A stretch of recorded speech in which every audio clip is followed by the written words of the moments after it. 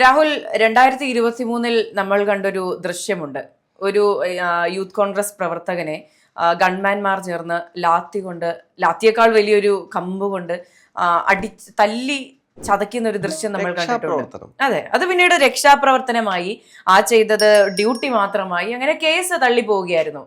പക്ഷേ ഇവർക്കെല്ലാം വീണ്ടും പിടി വീഴാൻ പോകുന്നു എന്നാണ് വാർത്തകൾ പുറത്തു വരുന്നത്.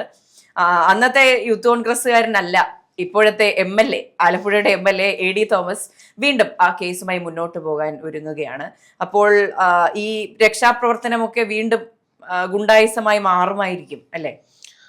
പണി വരുന്നുണ്ട് അവറാച്ച എന്ന് പറയുന്നത് പോലെ തന്നെ നമുക്കറിയാം, ഈ തെരഞ്ഞെടുപ്പിൽ ആദ്യം ജയിച്ചതിന് ശേഷം പ്രതിപക്ഷ നേതാവായിരുന്ന VD സതീശൻ പറഞ്ഞൊരു വാക്കുണ്ട്: എൻ്റെ കുഞ്ഞുങ്ങളെ അടിച്ചത് ഞാൻ മറക്കില്ല, അവരുടെ ചോരയ്ക്ക് പകരം വീട്ടുമെന്ന് പറയുന്ന അദ്ദേഹത്തിനൊരു ഡയലോഗ് ഉണ്ടായിരുന്നു. അതിൽ തന്നെ നമ്മൾ നോക്കിക്കഴിഞ്ഞാൽ യൂത്ത് കോൺഗ്രസ്സുകാരെ അല്ലെങ്കിൽ KSUക്കാരെ, സമരം ചെയ്തവരെ, കരിങ്കൊടി കാണിച്ചവരെ അടിച്ചമർത്തിയ പോലീസിനെ കൃത്യമായിട്ട് കൈകാര്യം ചെയ്യുമെന്ന് തന്നെയായിരുന്നു. അതൊരു ഭീഷണിയായിരുന്നു.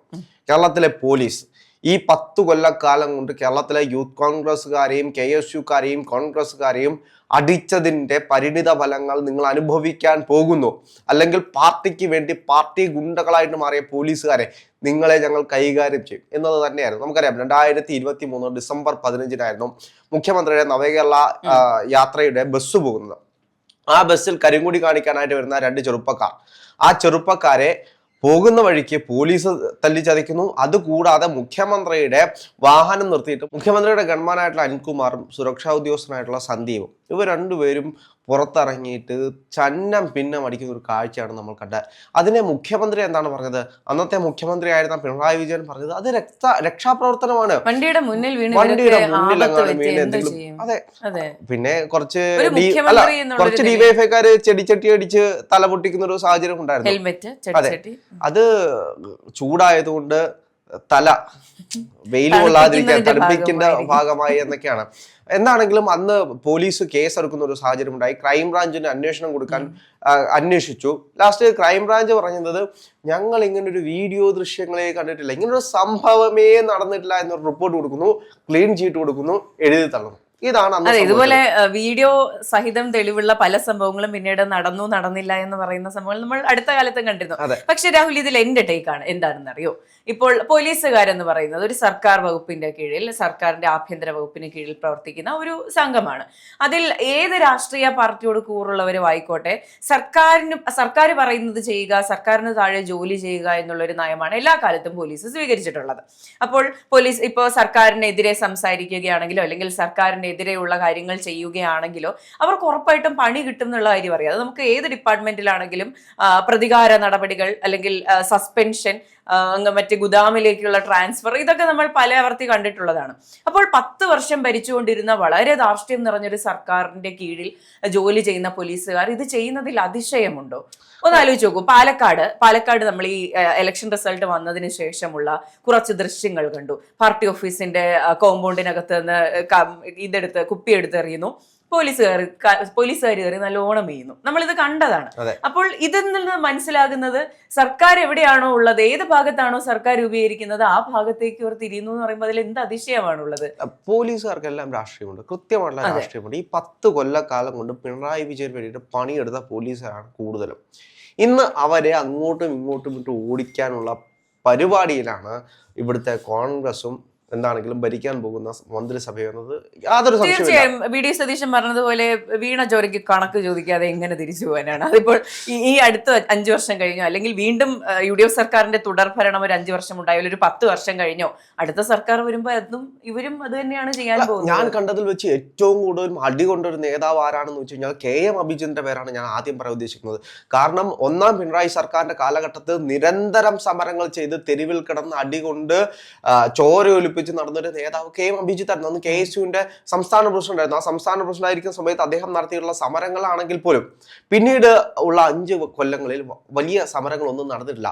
സമരങ്ങൾ എന്ന് പറഞ്ഞു കഴിഞ്ഞാൽ ഇപ്പോൾ മുഖ്യമന്ത്രിയുടെ നവകേരള സദസ്സ്, അല്ലെങ്കിൽ കണ്ണൂരിൽ ആരോഗ്യമന്ത്രി ഇറങ്ങുമ്പോഴുള്ള കരിങ്കൊടി, ഇതെല്ലാം വലിയ രീതിയിൽ CPM അവരുടെ രീതിയിലേക്ക്, അല്ലെങ്കിൽ ഞങ്ങളെ ഇനി എന്തെങ്കിലും ചെയ്യാൻ വന്നു കഴിഞ്ഞാൽ നിന്റെയൊക്കെ കാര്യം അതോടെ തീർപ്പാക്കും എന്ന് പറയുന്ന ശൈലിയായിരുന്നു ഉണ്ടായിരുന്നത്. പക്ഷെ എന്താണെങ്കിലും ഒരു ഘട്ടത്തിൽ ഈ രാഷ്ട്രീയ പ്രവർത്തനം നടത്തുന്ന വിദ്യാർത്ഥികളെ, ഇപ്പോൾ കോളേജ് രാഷ്ട്രീയം, സ്കൂൾ രാഷ്ട്രീയം പോട്ടെ, കോളേജ് രാഷ്ട്രീയം, അതിനുശേഷമുള്ള യുവജന പ്രസ്ഥാനങ്ങളിൽ പ്രവർത്തിച്ചിരുന്ന എല്ലാവരുടെയും വീടുകളിൽ നിന്ന് വലിയ രീതിയിലുള്ള സമ്മർദ്ദം ഉണ്ടായിട്ടുണ്ട്. ഇത് ചെയ്യരുത്, ജീവൻ ആപത്താണ് എന്നുള്ള ഒരു സമ്മർദ്ദം ഉണ്ടായിട്ടുണ്ട്. ഇതിനെല്ലാം കാരണം എന്ന് പറയുന്നത് ഈ പോലീസിന്റെ ഗുണ്ടായിസം.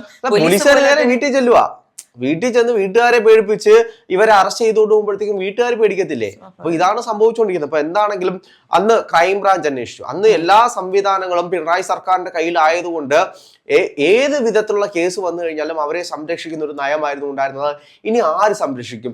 രക്ഷാപ്രവർത്തകരെ സംരക്ഷിക്കാൻ വേണ്ടിയിട്ട് ഇനി ആര് രക്ഷിക്കാൻ വരുമെന്നൊരു ചോദ്യം ബാക്കിയാണ്.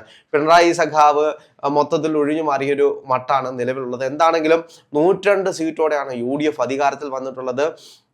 ഒരു ജനകീയ സർക്കാർ ആയിരിക്കുമെന്ന് പറയുമ്പോഴും ഈ കഴിഞ്ഞ മന്ത്രിസഭയിൽ പോലീസുകാർ അഴിഞ്ഞാടിയതിന്റെ പരിണിത ഫലങ്ങൾ ഇന്നുള്ള പോലീസുകാർ അനുഭവിക്കാൻ പോകുന്നു എന്നൊരു യാഥാർത്ഥ്യമാണ്. അതിന്റെ എല്ലാ വിധത്തിലുള്ള മാറ്റങ്ങളും നമ്മൾ കണ്ടിട്ടുണ്ട്. പാലക്കാട് തന്നെ നമ്മൾ കണ്ടത് അതാണ്. ഒറ്റ ദിവസം കൊണ്ട് പോലീസ് മാറി, പോലീസ് അവരുടെ ഡ്യൂട്ടി ചെയ്യാൻ തുടങ്ങി, പോലീസിനെ ആക്രമിച്ചോ, പോലീസിന്റെ ചോര വീണോ, 24 മണിക്കൂർ കഴിഞ്ഞില്ല. അല്ല, ഇന്നേ വരെ പാർട്ടി ഓഫീസിനകത്ത് കയറി അടിക്കുന്ന പോലീസിനെ നമ്മൾ കണ്ടിട്ടുണ്ടോ? ഇല്ല. 10 കൊല്ലത്തിന് ശേഷം, ചെയ്യിപ്പിച്ചതാണ്. അതെ, 10 കൊല്ലത്തിന് ശേഷം ഈ ധാർഷ്ട്യവും അഹങ്കാരവും ഈ കൊച്ചു പിള്ളേരെന്താ കരുതിയത്? പോലീസുകാര് ഞങ്ങളുടെ പാർട്ടി ഓഫീസിനകത്ത് ഒരുത്തനും കേറത്തില്ല, പാർട്ടിയെ തൊട്ട് കളിക്കാനായിട്ടില്ല. അതൊക്കെ അപ്പുറത്ത്. ഇന്ന് കേരള പോലീസ് എന്ന് പറയുന്നത് കോൺഗ്രസിന്റെ ഭരണകാലത്തുള്ള കേരള പോലീസാണ്. ഒരു യഥാർത്ഥ കേരള പോലീസിനെ നിങ്ങൾ കാണാൻ പോകുന്നതേ ഉള്ളൂ. ഞങ്ങളാണ് ഭരിക്കുന്നത് എന്നുള്ള അഹന്ത ഇപ്പോഴും വിട്ടുമാറിയിട്ടില്ല. ഈ ഭരണശിരാ കേന്ദ്രങ്ങളിൽ ഇരിക്കുന്ന ഈ മുതിർന്ന കമ്മ്യൂണിസ്റ്റ് നേതാക്കളെ മാറ്റി നിർത്തി ഈ SFI DYFI എന്ന് പറഞ്ഞ കുട്ടി സഖാക്കന്മാരുണ്ടല്ലോ, ഇവർക്ക് അതിനേക്കാൾ കൂടുതൽ ധാർഷ്ട്യമുണ്ടെന്നാണ് ഞാൻ വിശ്വസിക്കുന്നത്. പാർട്ടി ഓഫീസുകളിൽ പോലീസ് കയറില്ല, അതുപോലെ പാർട്ടി കൊടികുത്തി വാഴുന്ന ക്യാമ്പസുകളിൽ പോലീസ് വാഴില്ല. അവിടെ എന്തും ചെയ്യാം എന്നുള്ളൊരു ഒരു അഹന്ത ഉണ്ടായിരുന്നു. ഇപ്പൊ തിരുവനന്തപുരത്ത് യൂണിവേഴ്സിറ്റി കോളേജ് ആണെങ്കിലും മഹാരാജാസ് കോളേജ് ആണെങ്കിലും എവിടെയാണെങ്കിലും ഇവിടെ പോലീസ് കയറില്ല, ഇവിടെ ഞങ്ങൾ എന്ത് ചെയ്താലും ഒരാളെ തല്ലിക്കൊന്നാൽ പോലും ആരും കയറില്ല എന്നൊരു ധാർഷ്ട്യം ഉണ്ടായിരുന്നു. അതിനൊരു അയവ് വന്നേക്കാം. ഈ പറഞ്ഞ ഗുണ്ടായിസം കലാലയങ്ങളിലും വിശ്വസിക്കാൻ കഴിഞ്ഞിട്ടില്ല. പാലക്കാട് സംഭവിച്ചതാണ്. ഇപ്പോഴും അവർക്ക് വിശ്വസിക്കാൻ കഴിഞ്ഞിട്ടില്ല. തോൽവി സമ്മതിക്കാൻ പറ്റുമോ? 2 കുപ്പി എറിഞ്ഞപ്പോ പോലീസുകാരുടെ തല പൊട്ടി, പോലീസുകാർ അവരുടെ തന്നിക്കുടം കാണിച്ചു. അപ്പൊ നമുക്കറിയാം, ഒരു പോലീസുകാരനെ തിരുവനന്തപുരത്ത് വെച്ച് പോലീസുകാരൻ SFI-കാരനെ അടിച്ചതിന് മാളിൽ കയറി അടിച്ചത്. അതിന്റെ പേരിൽ ഇപ്പോഴും പോലീസ് യൂണിയനുകളിൽ അങ്ങോട്ടും ഇങ്ങോട്ടും സംഘർഷങ്ങൾ നടക്കുകയാണ്. 2 അഭിപ്രായമുണ്ട്. അപ്പോൾ ഇത്തരത്തിൽ അഴിച്ചു വിടാനുള്ള ഒരു മാന്യതയും പോലീസിന്റെ ഭാഗത്തു നിന്ന് ഇനി ഉണ്ടാവത്തില്ല. ഇത്രയും നാളും പിണറായി സർക്കാർ ഭരിക്കുന്നുണ്ട്, അയ്യോ പിണറായി എന്ന് പേടിച്ചു നിന്ന പോലീസുകാരെല്ലാം തനിക്കുണം കാണിക്കുന്നത് ഒരു യാഥാർത്ഥ്യമാണ്.